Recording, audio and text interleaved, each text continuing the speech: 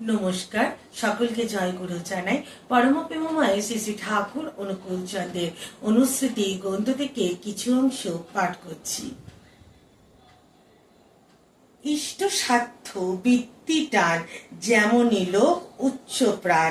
ঠাকুর এই বাণীটিতে বলছেন যেমনই প্রাণ, অর্থাৎ আমাদের মধ্যে অনেক মানুষ তো আছে যারা খারাপ চোর ডাকাত হই বা অন্য কোনো খারাপ পথে থাকে, কিন্তু সেই মানুষের মধ্যেও যদি ইষ্টের টান জেগে ওঠে, ইষ্টকে পাওয়ার নেশা জেগে ওঠে, তাহলে কিন্তু আস্তে আস্তে সে তার সেই খারাপ পথটা ছেড়ে দেয়। সে তখন বুঝতে পারে যে তার যে উপার্জনের রাস্তা বা তার যে জীবনের রাস্তা সেটা সঠিক নয়। তাই সে সেই রাস্তা ছেড়ে আবারও সত্যের পথে ফিরে আসে এবং সত্য জীবনে তিনি সত্যকে প্রতিষ্ঠা করেন। তাই ঠাকুর বলছেন ইষ্ট স্বার্থের বৃত্তির টান, যেমনই লোক উচ্চ প্রাণ।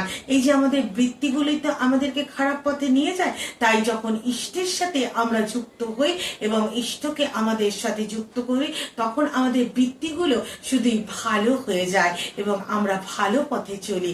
তাই তখন আমাদের সেই খারাপ যে বৃত্তিগুলো আছে, সেই বৃত্তিগুলো আর আমাদেরকে নিজেদের চলনে চালাতে পারে না। তখন সেই খারাপ বৃত্তিগুলো আমাদেরকে স্বাগত জানায় এবং আমাদের সেই চোর ডাকাত, সেই খুনিরাও পর্যন্ত তারা জীবনের পথকে পরিবর্তন করে, তারা তখন ইষ্টময় হয়ে ওঠে।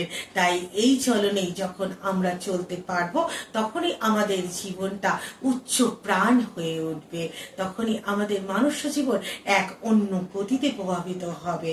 নমস্কার, জয় গুরু।